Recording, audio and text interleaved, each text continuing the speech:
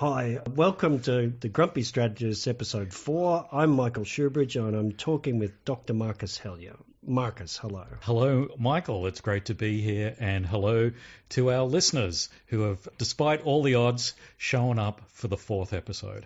Yes, thanks everybody. Right, let's get into it.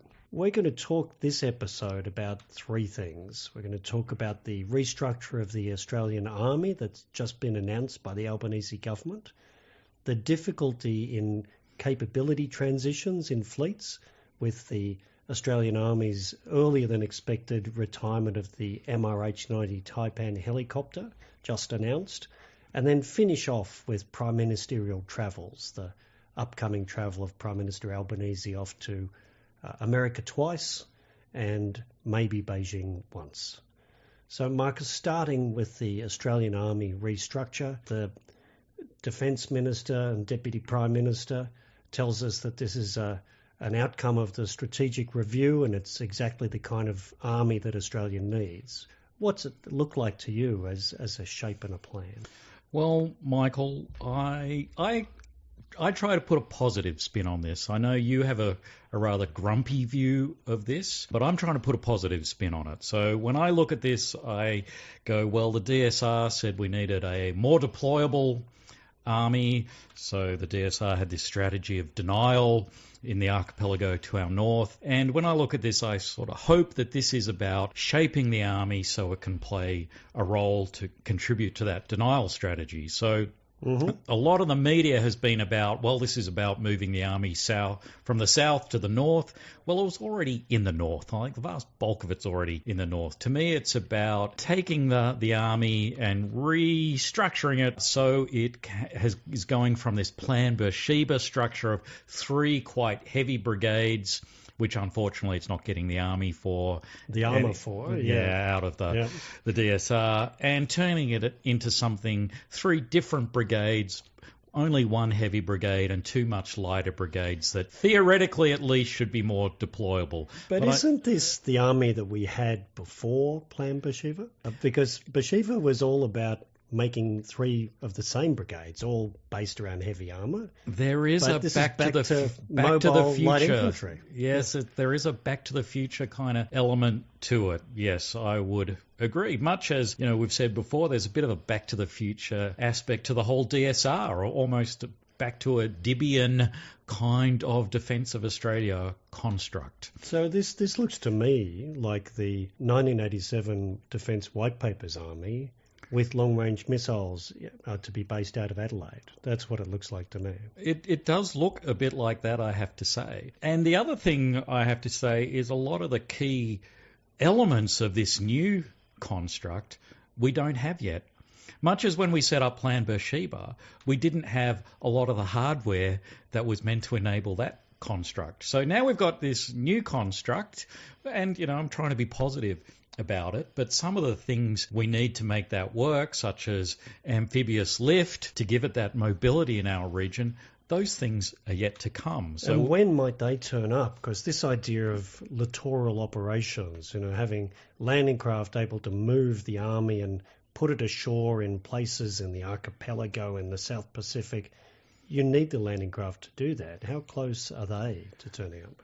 Well, I don't think we're very close for either of them. So there are 2 projects in Defence's investment plan for a small type landing craft, and then there's a larger one that should be able to be a bit more independent, a bit more autonomous, able to reach out further into the region. And as far as I'm aware, neither of those projects has reached second pass. So the government hasn't picked a winner. Defence hasn't started building those capabilities. So again, there is that sort of back to the future element of we're going to restructure the army for a new purpose, but we're still looking down the track for the hardware to make that work. Maybe I'm wrong here and you can correct me, but when you say this is the army out of the Defence Strategic Review, these projects for watercraft and long-range missiles, they predated the Strategic Review, didn't they? So they were already in the plan.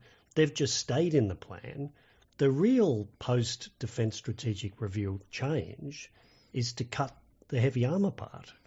That's the new bit here. Yes, well, we're all aware that the number of infantry fighting vehicles was cut from around 450 to 129, and with 129 you can't have that Plan Beersheba construct of where everybody gets some of them. So this is where we differ. I'm trying to be optimistic. You're sort of being a realist, saying, well, what else were they going to do, because they don't have the hardware for a Plan Beersheba kind of construct. So they're just making the best they can out of a bad deal. Well, and they're forming an innovation unit that's going to be based down in Adelaide. But again, that to me is avoiding bigger structural change, because they'll then be able to say, oh yeah, all that uncrewed stuff, uncrewed ground vehicles, drones for the ground force, that's what this new innovation bunch are playing with. But they're not rolling it into their force structure. So I think they've avoided technological change, and they've had their desired heavy armoured future taken from them. And other than that, it's the army we've always had. Well, it's not often I meet somebody who's more cynical and more pessimistic than I am, Michael, but your grump factor is very high today, and so I'm not getting good vibes from you. Well, I would say I think it's a positive to have an army that will have the equipment to move itself around the region, together with airlift from the Air Force and bigger sea lift from the Navy. So it's a positive to be structuring, to be able to move and sustain the things you have. That was a big flaw with Plan Beersheba. But apart from that, this just seems to me to be an initial response to the cuts to the army from the strategic review. Well, I'd agree there that I think it is still certainly a work in progress. But you mentioned the army is meant to be more mobile now and move around the region. I think it's going to be very hard to do that without any helicopters. And the other big army story this week is army essentially doesn't have a utility helicopter fleet anymore. And Well, this is a surprise. It's not a surprise. I thought from the time of the crash, and I said it at the time of the crash, that the Taipans would be unlikely to fly for the Australian Army again, just because the Black Hawks that were on order and the investigations and then the decisions about the investigations, given there have been 2 recent crashes. March, fortunately no fatalities, and then July, 4 fatalities.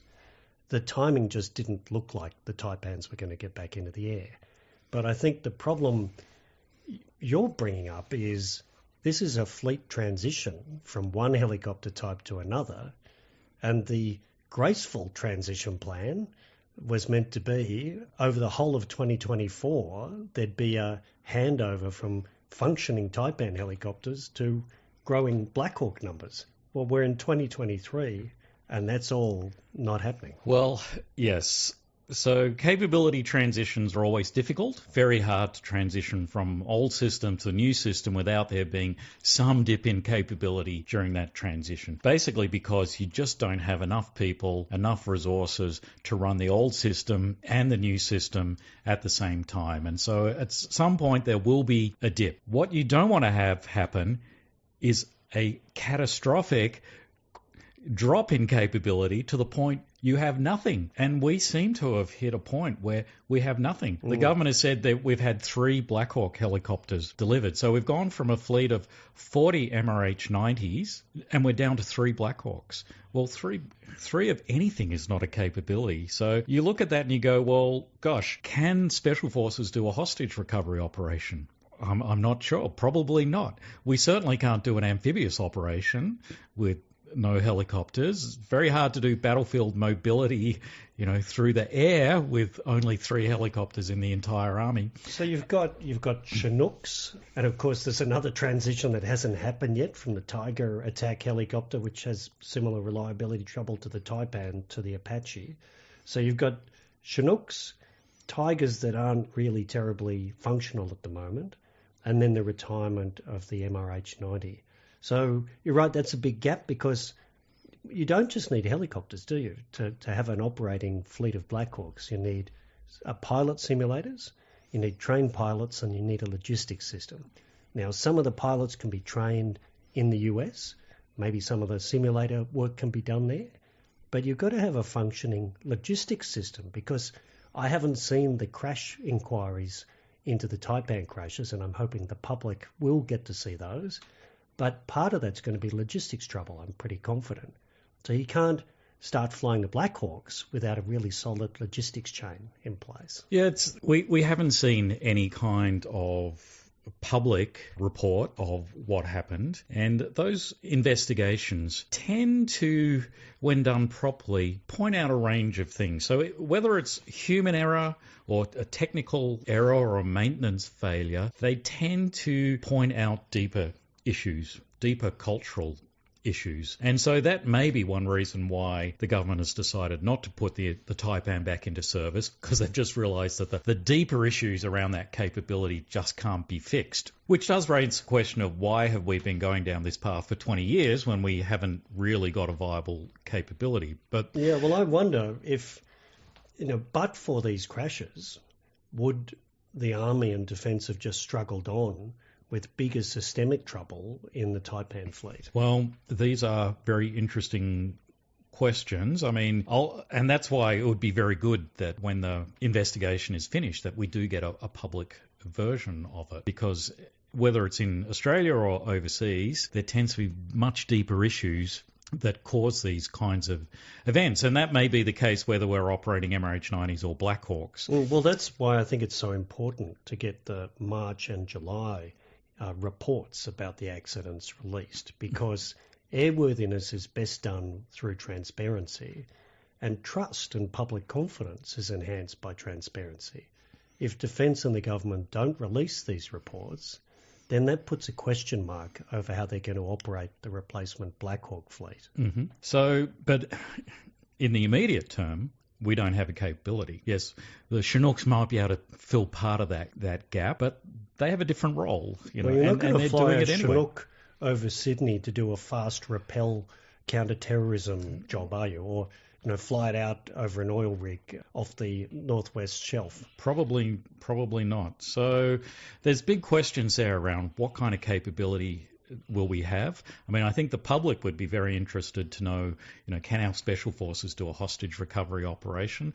I think state and local governments will be very interested to know what assistance can the ADF provide in the upcoming bushfire season. Well, you're right, because the MH90 was a utility helicopter, wasn't it? It was moving people and supplies around the country, including to assist the civil community in times of natural disaster. It's played a very big role in bushfires, in hurricane relief. So there's a very big question mark there. If you look in the portfolio budget statements, according to that, we're only meant to have 5 Black Hawks by the end of this financial year. So an M5 is still not a capability. Now, retiring the MH90 has freed up resources, so it's freed up people and freed up dollars, so maybe we can accelerate that process if the US can provide helicopters off the production line sooner, or potentially loaners from the US Army fleet. But that's still going to be accelerating. And given that there's just been 2 crashes, you don't want to rush all the measures you've got to have in place for the new fleet. I mean, don't forget the Black Hawks. There was that crash up in Townsville when 2 of them collided during a training mission. So Black Hawks aren't risk-free, and that means that setup has to be done with due care, and you probably can't accelerate everything about that. Well, I agree, and that's why those capability transitions in general, there's a dip in capability, because it takes time to ramp up the new capability to, the full capability. Well, one lesson out of that, though, if you think helicopter transitions are hard, think about the Collins submarines to the Virginia class and then AUKUS submarine, and think about the Anzac frigate transition to the future frigate. Both those transitions seem to me to have the rubber band of the aging platform, the Collins and the Anzac, stretched as far as it can possibly go. And so technical problems, like we've seen with the Taipan, just are more likely in an aging platform. And that makes me wonder about the robustness of the transition plan for pretty much the entire Royal Australian Navy. I agree entirely, Michael. This is an issue I've been thinking about a lot over the last 5 or 6 years. So in some sense, the transition from MRH-90 to Black Hawk should have been a relatively straightforward, relatively low-risk transition. Now, obviously, anything involving military aircraft has risks, but we're moving from a well-known, well-understood capability that was not at the end of its life, had a broad international user community supporting it, moving to another mature platform that we understand reasonably well with a large international user community. And we're operating a variant of it with the Navy anyway, the Seahawks. So it's even a bit more known. So it should have, all the pieces you would have thought would have been in place for a relatively controlled, straightforward transition, and yet here we are with no capability whatsoever. So then you look forward to these bigger transitions that you've mentioned in the surface combat fleet and the Navy submarine fleet. Those have risk written all over them. We are moving from very aging capabilities, essentially unique. We are the parent Navy, they're orphan capabilities in that sense, moving to unknown futures to some degree. Certainly, the Hunter class is no other user for that configuration, still a long way off. Similarly, Virginia class for us is a completely new kind of capability. And so I don't want to sort of be alarmist, but you go, are we one serious accident away from having no submarine capability? You can't say that that's not a credible scenario, though. Farncombe had a fire on board during second fire, and that's now. It's got to be in service 10 years. Is it 15? Is it 20 years from now? So this is the fragility in the Navy, and it's really been brought out as a public policy issue that needs planning and action now, by what we're seeing with the Army helicopter failure of transition. Yeah, I think this is probably a topic we can devote an entire episode to in the near future, because I'm not seeing the kind of risk mitigation activities you would want to see to prevent that major gap occurring. No, well, it's making me think, the transition to the Joint Strike Fighter. So the Air Force had F-111s and classic FA-18s. They were both aging, just like the Collins and the Anzacs. And the Joint Strike Fighter schedule was slipping, just like the Hunter frigate. And who knows about the AUKUS schedule. And Defence just stayed with the plan. No, we don't need anything else. We'll just keep running the aging F-111 and the aging FA-18, and the JSF will be on time. It wasn't on time. It got later and later. And it was only the intervention of a minister against Defence advice that forced the Super Hornets on the Air Force that managed the transition problem. And so there's nothing like that happening with the Navy.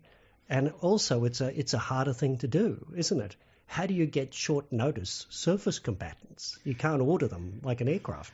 Well, you can't, and that's why people writing about this review of the Navy surface fleet coming up with different ideas, they reach different ideas because there is no clear way forward. There is no clear way forward.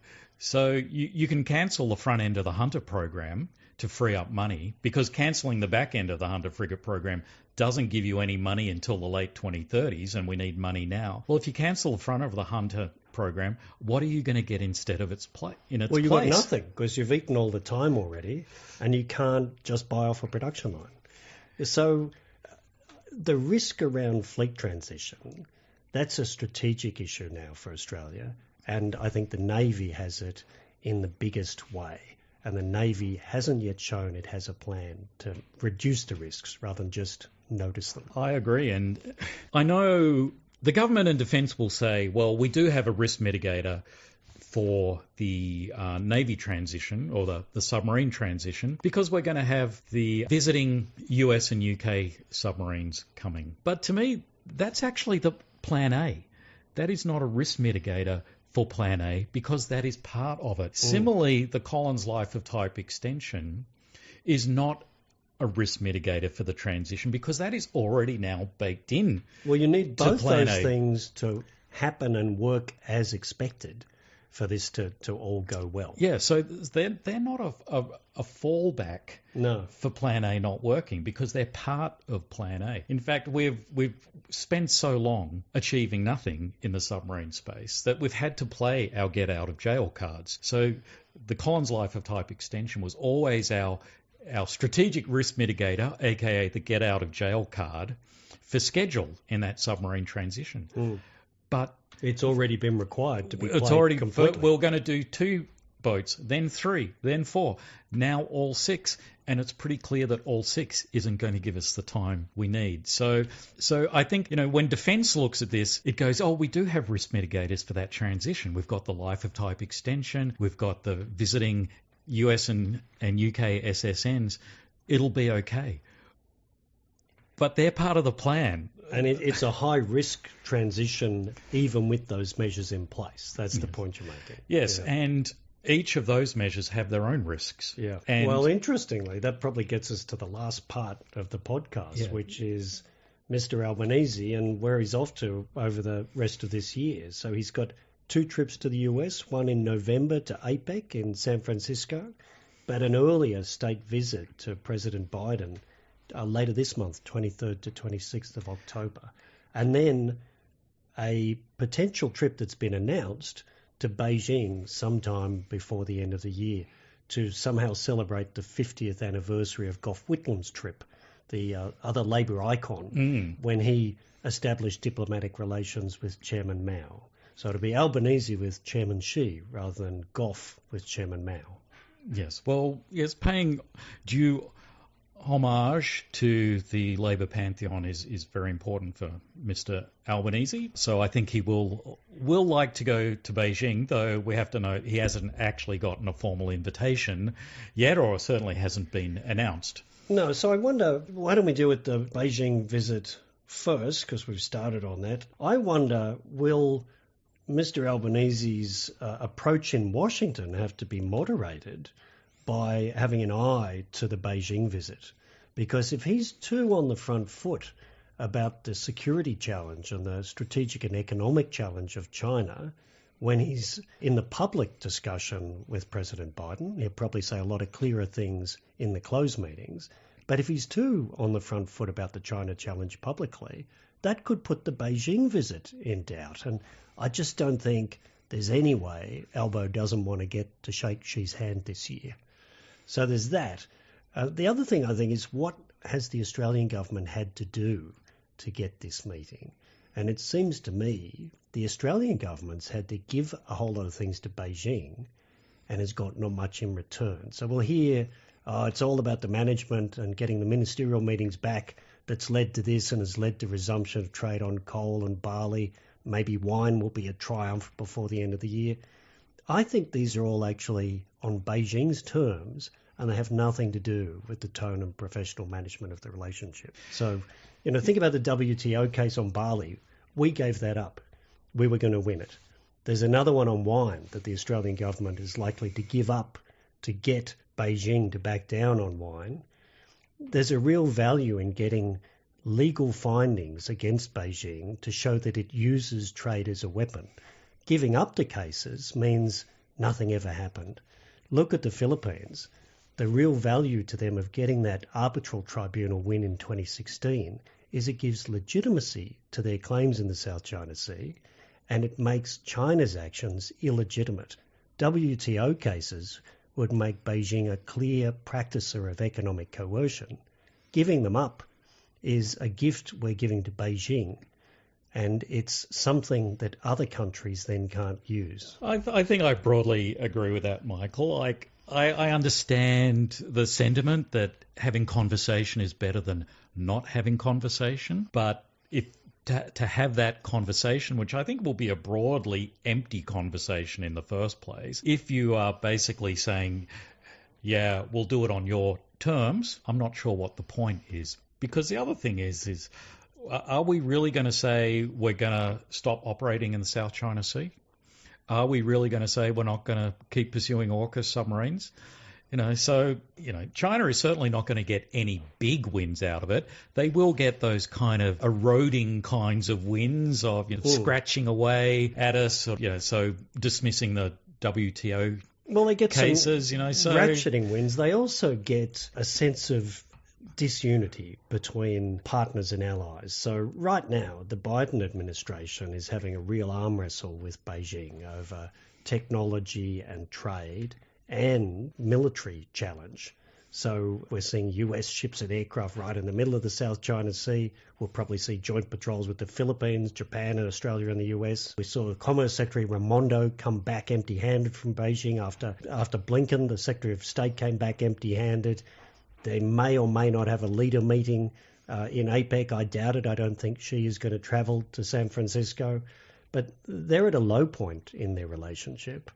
And the EU-China relationship is at a low point too.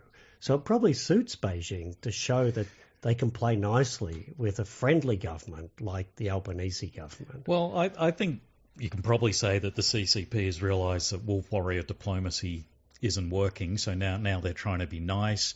Yeah, they might get some photo opportunities. They're not going to get anything big. So and their behaviour's not going to change. On the flip side is we have this meeting, and then a week later a Chinese fighter plane harasses an Australian P-8 over the South China Sea. I mean, is that going to change? Yes, well, I think that's, Beijing's playbook is, can we have dialogue that is empty, and can we use it somehow to get leverage to stop you doing actual things in the world that are against our interests? Because I'll hold the meeting as a hostage. I may not have the meeting with you, and that'll show you're not managing this relationship. So don't act against my interests or I'll turn the meetings off. Well, the other thing I don't quite understand is that as a result of China's economic coercion, we were actually forced to diversify our markets. We were forced to be less lazy and actually diversify. And that's been a good thing for us. So why do we actually want to turn the clock back? Yeah, well, that's the contrast, isn't it? So why is China having a difficult time with the EU and with the G7 nations and the US? It's because they've all agreed on a policy of de-risking their economic engagement with China. So they're pulling back on their economic engagement. And it looks to me like we're piling back in because if the active coercion ends, we're happy to suck up all the market risk again to sell them all the things that they've hit us over the head about. So we're out of step with our partners and allies on this one. But I do think there will be a common theme in the two cities, so in Beijing and DC when Prime Minister Albanese goes there, and I think AUKUS will be one of them. So I suspect he will get quite a lot of lecturing from his Chinese interlocutors over AUKUS, but I think there will hopefully be some more constructive discussions about AUKUS in DC. In particular, how's it actually going to work? Because so far we haven't actually seen a implementable plan about how AUKUS is going to work. No, and I would say if AUKUS is raised as a negative in Beijing, that just underlines why it's an important thing, because it is about deterring the Communist Party of China from using military force against others. So it's a good thing if they've noticed it. But in Washington, I wonder how much space there is to talk sensibly about AUKUS right now, because Washington is in the middle of another arm wrestle about funding the federal government. They can't even agree on a bill to fund the Pentagon or give Ukraine funding at the moment. The most they've been able to do is cobble together a deal that funds their government operation for another 45 days that lets them have another interminable arm wrestle within the Republican Party before they even talk to the Democrats. So it's a reasonably dysfunctional, self-obsessed Washington that Mr Albanese will be landing in. Plus, what we're seeing is that if you're a Republican who wants to behave in a mature way, if we define keeping the United States government functioning as mature, you can lose your job. So McCarthy could lose his job and get booted out by his own colleagues for for something as basic and straightforward as keeping the American government functioning. Well, I mean, that's how dysfunctional Washington is. And accepting any Democrat votes to do that. So thinking about this as it applies to AUKUS. So AUKUS is a long-term strategic initiative that requires hard decisions and resources applied because of those hard decisions by the three countries, by the UK, US and Australia.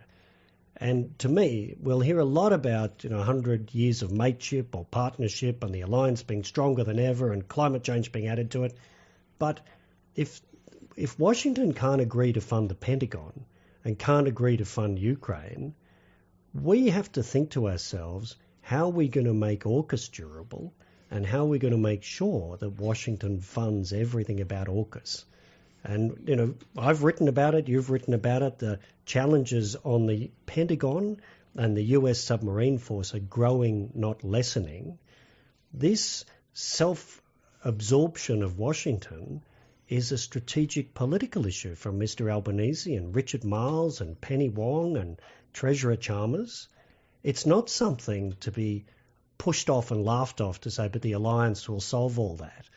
This is where credible plans from the government about AUKUS and real decisions and real money on the table, beyond what we've seen so far, that to me is the only way of managing the growing risks in AUKUS. Well, you've taken the words out of my mouth there, Michael, because I would agree with that entirely. I guess on one positive note for AUKUS and AUKUS SSNs, we saw this week that the UK government signed a contract with BAE for the detailed design of the AUKUS SSN, so that's roughly a $7.5 billion Australian dollar contract. So we are seeing some tangible things there. I will say I am still very sceptical of the timelines that they will get into construction by 2028-29, but at least there is a contract which will fund things to happen. So at least there is some progress being made there. Yes, and interestingly, we better finish up. I think we're out of time, but I think the BAE contract around the AUKUS submarines gives a little bit of wriggle room for the Australian government to make some bigger decisions around the Hunter, because of course BAE is the contractor for the Hunter, and this is another bone being thrown to the dog that maybe lets you trim the size of the big Hunter bone they're already chewing at. The Hunter bone. Well, I think we're in a terrible situation with Hunter. Basically because if you want to free up money to do something different, you have to cut the front end of the Hunter program. So that means, well, we move from not having the first Hunter-class frigate in 2032 to 36, 38, who knows when that is, and you've got to do something to take its place. And at the moment, we are finding that any shipbuilding project in Australia is high risk, taking a lot of time, not delivering, and so I just can't see anything good happening in this space. To me, the answer of if you want capability sooner, you have to look at something other than ships. Yeah, and that probably will be true, with the difficult transition for the Collins and for the Anzacs. You start to have to look for other options. So long-range strike that's airborne starts to look like the only remaining get-out-of-jail-free card, and maybe that's something for us to talk about in a later episode. Marcus, thank you so much for the chat today. Thank you, Michael.